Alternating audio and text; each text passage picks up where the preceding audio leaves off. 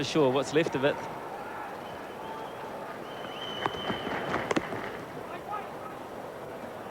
Well, if I was having a little wager on this match now, I think I'd be waiting just a bit longer before I placed my big bet. Australia should win, but history says, the form book says, that South Africa have a happy knack of stopping sides in this situation. There's no doubt about it. Everyone's feeling it.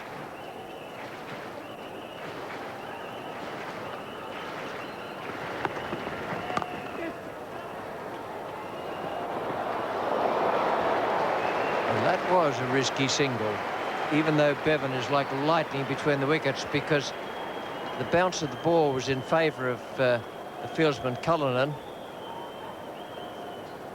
Well, he's already had success tonight, Cullinan. He threw down Darren Lehman.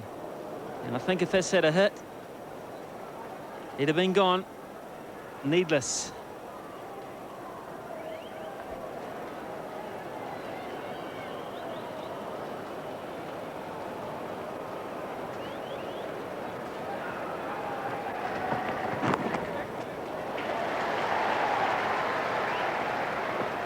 Noticed a bit of a trend in this little innings, Richie, in that the fielding of the South African side was dynamic to start with, particularly when Rhodes was in the game.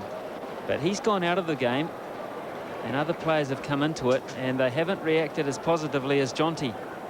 The catches go down, return catches, now the odd missed run out. So for the first time in a long time, I sense that South Africa are on the receiving end of that P-word pressure.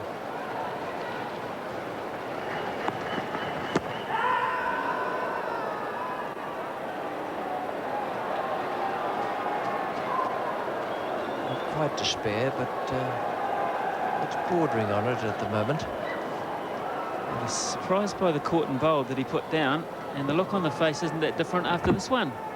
Goodness me, it's not too far away. Pitched in line, it's straightened.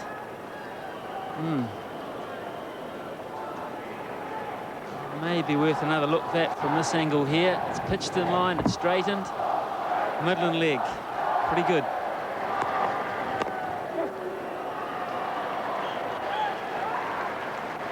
That's good over, 4 for 162. On A Current Affair. Just how fair is our justice system? What is the basis of the decision? Our exclusive interview with a judge who says it's time the public understands the law. People don't understand what's happening because they're not given enough information. 9:30 Monday morning. It doesn't get any better than this. The Green Bay Packers go back-to-back against the Denver Broncos. Live and exclusive from San Diego, Super Bowl 32. 9:30 Monday morning on 9. 80 needed from 78. 6.15 the required rate now. So the South Africans have achieved something there. They've got it up to slightly better than one a ball. Now Klusner, he's coming on with these two men set. And I mentioned before that he's a really direct bowler. He runs up, shows you the seam, what the position of the ball is, gives you everything when you're looking at him.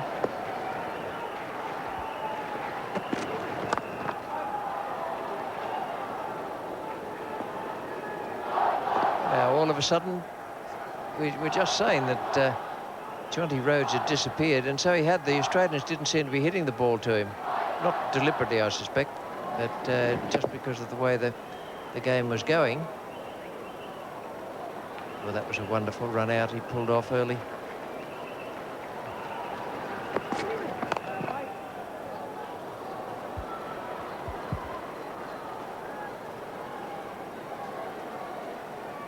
It's neck and neck, and the good thing from an Australian point of view now is the wickets in hand. That is their trump card. The fact that they still have a lot of batting to come in the relatively few balls remaining.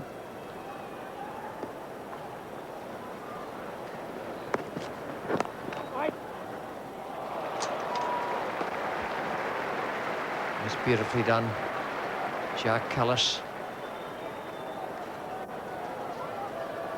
Well, they need this, South Africa. They need a bit of brilliance. And at the start of the over, Jonty came into play. Now, opposite him, square leg, Jack Cullis saves a couple.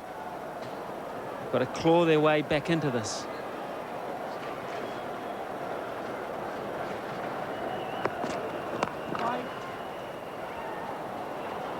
Australia should win this game, providing either one of these two batsmen, Bevan or Waugh, are there at the end, or both preferably, because they will have formulated a plan between them. These little consultations in between overs, that they would have worked out what they need to do to win this match.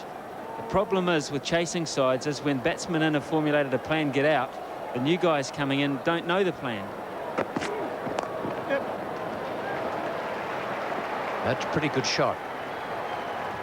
In a sense, he was almost beaten by the delivery, but he'd picked out a spot where he was going to hit it. He hit it there anyway. Rolled his wrists on it. Slower ball. Defeated him until the last fraction of the crack of the wrist.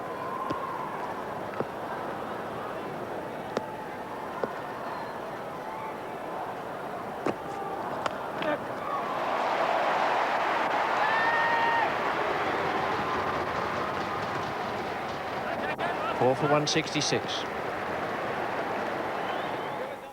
For a month during the short northern summer, most of the northwest Atlantic population of common murres meet and breed on this one rock. This is their only chance to lay an egg in a relatively safe place and keep it warm enough to hatch. What will the smart people be wearing this summer? High protection from Latan. Now in U30 Plus. Smart protection from Latan. 6.33 is what Australia have to get up to go 1-0 up in this best-of-3 series. And when you're in a best-of-3 series, it is so important to win that first match. They have 6 wickets in hand, and they're the two figures that are relevant there. Bowling change. Alan Donald created plenty, ended up with nothing. So Hansi Cronje, I feel here, Richie is riding a bit of a hunch. When you look at the bowling analysis, he's still got plenty of options left, but he's gone to perhaps his lesser bowler of that lot. Maybe he's just playing a hunch. Maybe he's hoping that Australia may relax and try to go after Cullis.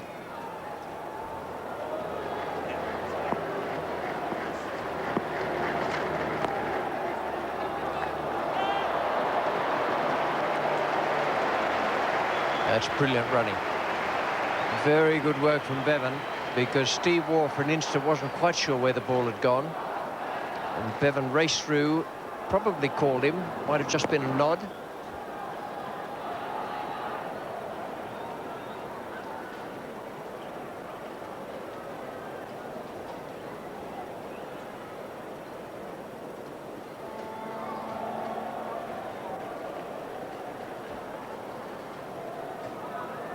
Took a while for in this series for Hansi Cronje to think that Jacques Cullis might be useful at the bowling crease. The first 4 matches didn't bowl.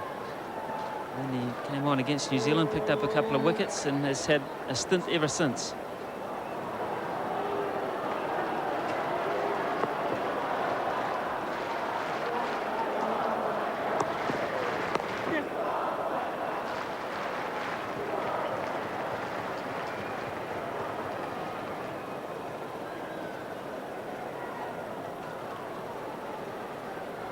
Partnerships are the key here.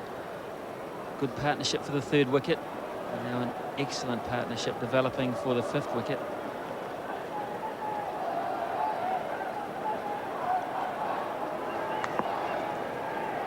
.63 from 88 deliveries. And they've got 2 there. Didn't quite time it, but the placement was good.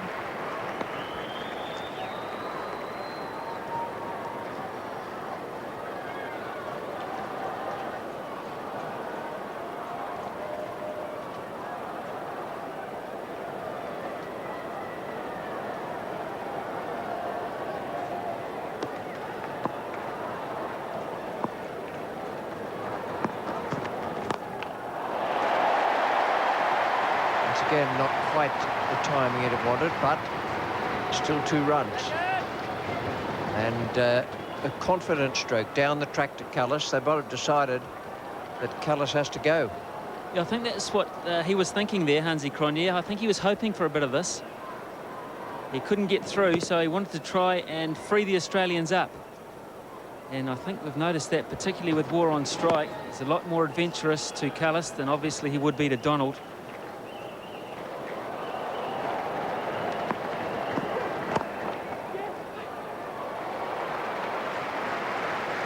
And once again, good running, because that call came before the ball actually got past Callis at the bowler's end. Instantly realised that the bowler wasn't going to get across to it. Not by much.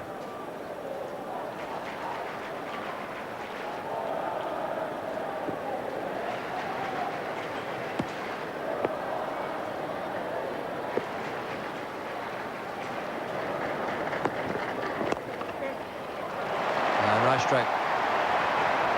Now these two are getting on top. 10 off that over. The hunch may not have worked. 4 for 176.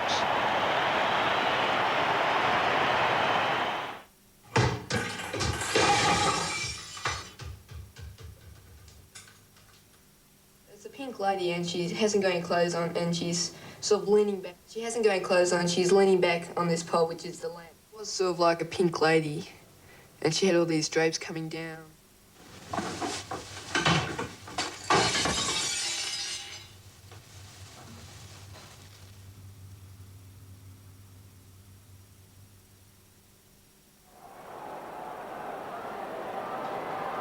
In good shape, Australia. They just have to go about it calmly and coolly. 6 and over, run a ball. Big ground like the MCG. All that requires is placement, timing and patience.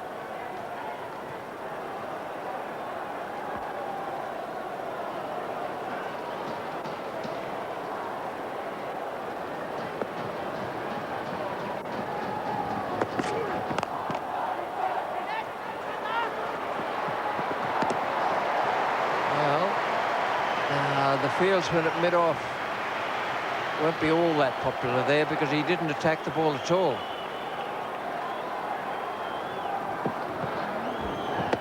Well, he's got plenty of men inside the circle, Hansi Cronje, to stop just this. He will be disappointed. It's very hard to set fields and stop run chases when right-handers and left-handers are changing end all the time. It's hard on the bowlers, it's hard on the captain.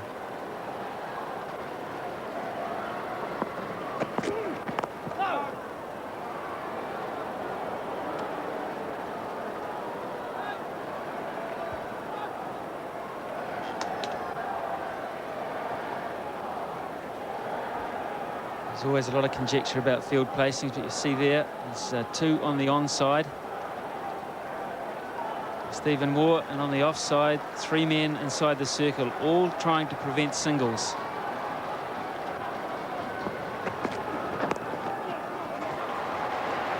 Looking for 2.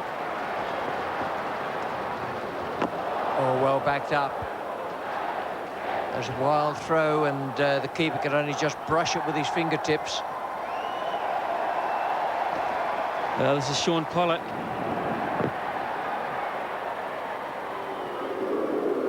have to say, I don't think either side have fielded to their potential in this match.